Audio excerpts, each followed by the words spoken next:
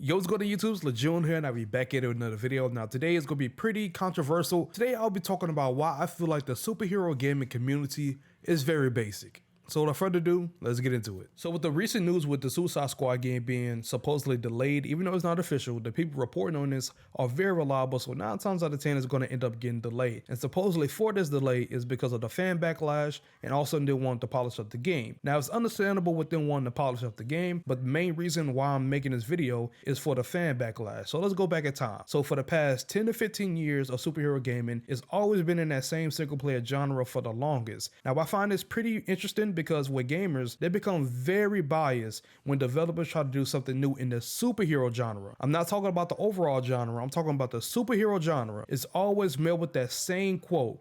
They should have stuck with the formula with Spider-Man and Batman. But I have to ask you this question. Isn't gaming meant to evolve and be different? Now, there have been many other superhero games that have dwelled in different genres, but it's always met with that same quote that it should have just stuck to the formula and be just like Spider-Man and Batman.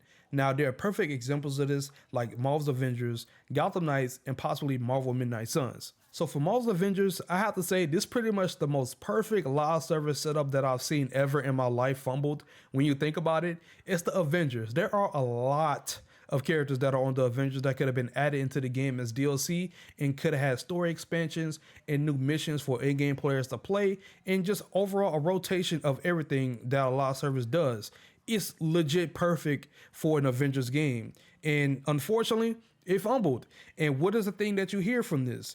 It should have just stuck to a single player and just been like Spider-Man or Batman. So let's dwell into Gotham Knights. Now, I feel like Gotham Knights personally for me was a overall fun experience. Even with me playing on PC, it was pretty bad, but once I got it to the point where I was at 60 FPS and higher, I enjoyed myself. I like the combat, I like the character builds and how different they are from each other, and overall the feel for it. But it just really felt like something was missing from it when it comes to the gear and the modding system.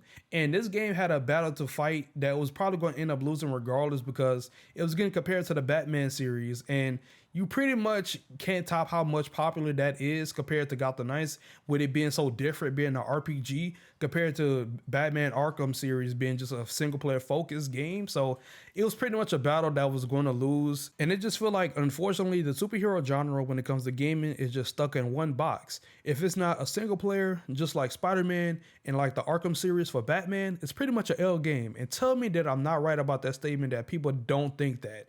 But I do have to ask, if you get upset for developers trying to do a live service superhero game, which was only attempted one time, which was Avengers, why not keep that same energy when these developers release the same single player superhero game for the past 10 to 15 years, even if it's good or not? But that's pretty much it for today's video. Let me know how you guys feel about it in the comments below. Let's discuss about it. But it's Lejeune here. Make sure you guys subscribe and hit that notification bell as well so that there's a video and I'll be notified. And I'm gone. Peace.